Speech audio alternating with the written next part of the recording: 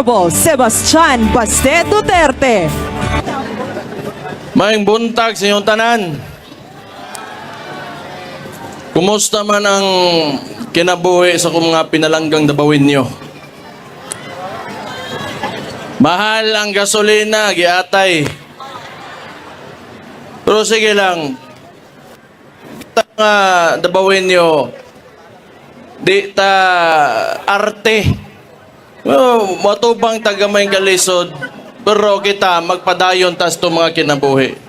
Bago ko magsugod sa kong panulti, gusto ko mo greet o good morning sa ato ang Vice Presidente nga si Inday Sara Duterte. Na members of the diplomatic corps, naa si Senator Bongo, padung pa siguro, Vice Mayor Rigo Duterte, Congressman Omar Duterte, Kong Isidro Ungab, Congressman Leandro Libiste, Congressman Kiko Barzaga, Vice Mayor Harold Respicio, Attorney Vic Rodriguez, Attorney Rowena Guanzon, Ronald Cardema, Attorney Ferdinand Topacio, Mayor Jornas Cortez, city government officials, other distinguished guests, o sa tanan ninyo mga dabawin yung gwapa o gwapo, ning tuo pod mo. Ako, unas tanan magpasalamat ko sa security cluster nato. Tanang mga taga-gobyerno, karong bulana nga nagtrabaho, para maplastar ang tanan dabawin nyo, PSSO, atong polis, atong sundalo, atong fire, tanan. Huwag na ako'y nalimten, TF Davao. Salamat kaayo. Gikan sa kong kasing-kasing. Salamat kaayo sa inyong pagbantay sa mga dabawin nyo.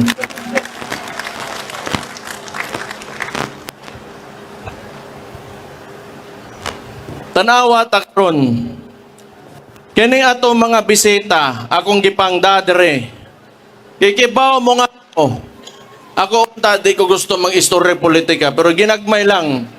Kaya ato ang focus karon, araw ng Davao. 100 years na itong City Hall. But pasabot ana, 100 years. Gaparog lang gihapon ang mga Davaoenyo o kusgan lang gihapon. Dagantag giagian ang ato ang local hero nga si former President Roa Rodrigo Duterte ilang gihilabtan karon unsay nahitubo sa toa. Nagtuo sila muhinay ta, nagtuo sila maluya ta, pero tanawa ang uasa ta karon sa motang ni kusgan kay ilatang gisuwayan. Doon na lang ko yung mga giya. Pero gani, akong gipaila-ila kaninyo ni mga tao na sa likod na mga bisita nato. Hapit pa gani mag-away kay tanan buang. Tanan isog. Kita mga Davaoenyo, maisog ta. Pag kita gani, itulak sa corner. Imong ipiton, wa tay laeng himoon, di man ta hilabtanon. Pero kung inyo may suwayan, makatilog yun mong sokol sa inyong kinabuhi nga wa pa ninyo makit sukad-sukad sa inyong natao mo. Naalang ko yung mga gamayng giya para sa ato para sa tanang Davaoenyo nga gusto na kong basahon sa inyo ha. Una asenso para sa tanan. Dili lumba ang pag-asenso. Suportahan ang matag-usa nga mulambo aron dungan tang mulahutay para sa nindot nga dakbayan. Ang tinuod nga kalambuan kauban ang tanang katawhan. Kung musaka ang usa ka Davaoenyo, ang atong tumong o dapat natong panganduyan nga musaka ang tanan, walay mabilin nga Davaoenyo pagkitang tanan mo asenso. Pagkaiusa ang matag pamilya. Importante kaayo ni. Sa matag panimalay, kinahanglan manukad ang panagiusa. Pag hinatagay o pag sinaptanay, kay ang nagkayusang dakbayan, pundasyon ang pamilyang ligon ug naay baruganan. So kita magsugod sa atong mga panimalay, disiplinahon na itong mga anak, pasudlo na itong eskwelahan. Importante, naapoy kahadlok yun sa Ginoo. Katulo, Ginoo ang sentro sa tanan. Sa kanunay, di malimot sa pag-ampo o pagpasalamat sa Ginoo. Kay ang kaabunda sa atong kinaiyahan, kasaysayan o katawhan, panalangin ka na gikan sa kahitasan. Gibaw mo, kung unsa man ang sitwasyon nato aning kalibutanan di man gyud nato matubagtanan. Mao na ang uban diha salig lang sa Ginoo, ibili na nato sa iya ka. Basta kitang tanan, himo lang og kaayuhan sa matag usa. Disiplinado sa katawhan. Maghinatagay, dili ta magsinikuhay, labi na karon nga daghan na kaita. Ang Davao, 1.8 million ang populasyon nato. Kung kita, way balaod, walay order, magkagubot yutang tanan. Monang ako, salamat kaayo. Ikaduhang termino na ako ngaron nga na mayor ko, swerte kay ko kay ang tabawin nyo, buutan og disiplinado, wa gyud kuno tagaig labad sa ulo. Naaray ubang badlongon diha, pero sultihan ta mo pagbag-o na mo kay ang bangag ninyo nga presidente monaog na utrages ninyo. So natay mga balaod, mga ordinansa, parehaan ng liquor ban, smoking ban, firecracker ban, speed limit, curfew, uguban pa, tumana lang ninyo. Kay dili man na pang-ipit sa inyo, kundi para maplastar tang tanan, aron hapsay ta, harmonious ato mga kinabuhi. Og diha ta nailhan sa tibok Pilipinas, kay kita nakapanaog og nakapaimplementar, ingana nga balaod. Sa usa ka dakbayan, og kita'y pinakauna. Kay ang panggobyerno, dili lang kami nga nasa gobyerno, di lang ang administrasyon nato, di lang ang mga konsehal, ang mayor, ang vice mayor, ang congressman. This is a collective effort of all Davaoenos. Kung dili, walay active participation from you, why mahitabo sa tuwa mo na again, magpasalamat ko sa inyong salig sa atong lokal nga gobyerno. Thank you kaayo. Salamat, ana. Doon na pa, wap ko na human. Sige lang, kay hapit ng paniod to. Gutom na po ko. Hapit na ni. Ang mga kabatanunan kinanglan edukado. So walay maglaroy-laroy. CSWDO, salamat po kuhanin nila, bantayan nila itong mga bata. Way maglaroy-laroy nga bata sa dalan, oras sa ting eskwela. Kinanglan edukado, og baton og gugma sa dakbayan. Ato silang giyahan nga malayo sa bisyo o kadautan. Ang responsableng kabatanunan maoy magdala sa atong syudad sa mas dakong kadaugan kay ngano wa may laing mopuli nato kundi atong mga anak ug mga apo. Mao nang padak-o nato sila ug giyahan nato sila taman sa tungkaya ug taman sa tungkayang ihatag nga gugma nila. Padak-on ninyo nga botan o disiplinado. Kay pohon sila mo puli, ang katong mga problema, mga sulbad na to karon, bag-o na ilang problemahon, kay kitay mo sulbad ana karon, tagaan na to sila nindot nga kaugmaon. Balaod nga patas sa tanan. Tanan patas sa mata sa balaod. Mao gyud ni akong balikon sa inyo tanan diri sa dakbayan nato.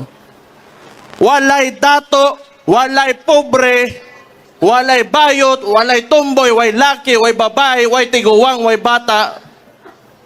Basta kita tanan, pag musulti ang balaod, patas ta.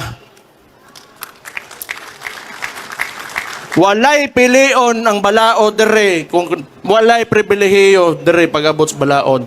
Aron kitang tanan patas. Mas lami ang kinabuhi kung kita ay to ay lang ta magkuhan. Timan ina ninyo, kana mga name dropping, ayaw mong tuwa na, naay mo dakop, ay, Ako, si General, ako, si Mayor, ako, si Vice Mayor, ayaw mong tuwa na. Dahil mo singit sa inyo sa linya, ayaw mong tuwa na. Kitang tanan dere patas, tanan ta mo linya. Mo na importante. Kay aron atong lugar, nindot og organisado, plaster. Salamat kaayo sa inyong pagtuman, ana. Kana, nakita na ko, sukat sa akong pagkagamay pa dere. Thank you kaayo mga Dabawin nyo. Hapit na gyud. Kabalo kong napas mo na mo. Ang droga o krimen atong kalaban. Padayon natong pakgangon ang illegal nga droga o kriminalidad. Hinumdume ang culture of security. Importante nga na karon. Kaya doon na tayo administrasyon nga ginapasagdan mobalik na pod ang mga ingunaning mga butang pareha ng mga NPA sa ato mga kabukiran nga magsinamok na pod sa mga kinabuhi sa mga tao. Muna yung kalimting nga naatay culture of security kay bisag unsa pa ng pangsamok ang ilang buhaton di ta nila magkaya kung magkahiusa ta og nakasabot ta sa tuntumong nga naatay kultura nga ingunani. Mora to.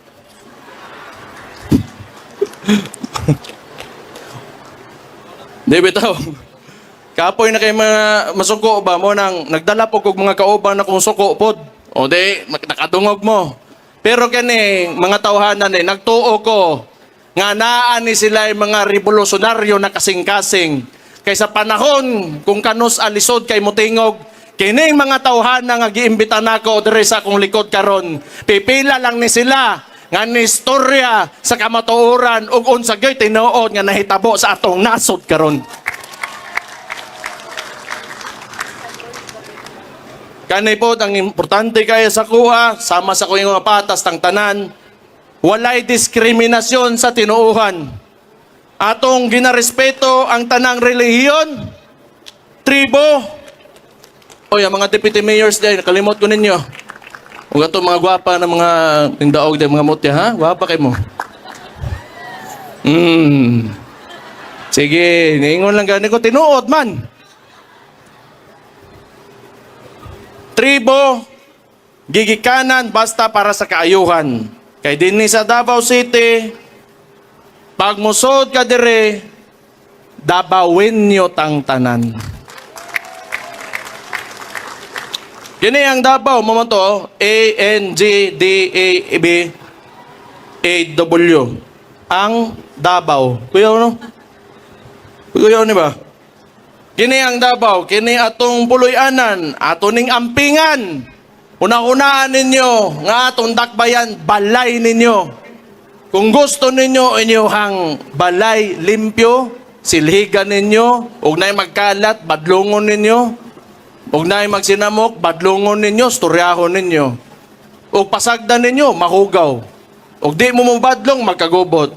Sumuna, baliko nako, ato aning balay. Dili ni akua, di ni iyaka, ato aning tanan. Ampingan nato ang atong dakbayan. Ang pinalangga natong Davao City. Kitang mga Dabawin nyo, kita ang kusog ug pundasyon sa atong pinalanggang syudad. Layo na taog na aptan apan mas dagan patag kadaugan na makabot basta kita magtinabangay ug magpabiling disiplinado. Kining tanan atong hinumduman aron sa kanunay garbo nato moingon Dabawin nyo me. Padayong mulambo, padayong magkahiusa, mabuhay ang Davao City. God bless you all. Happy araw sa inyong tanan.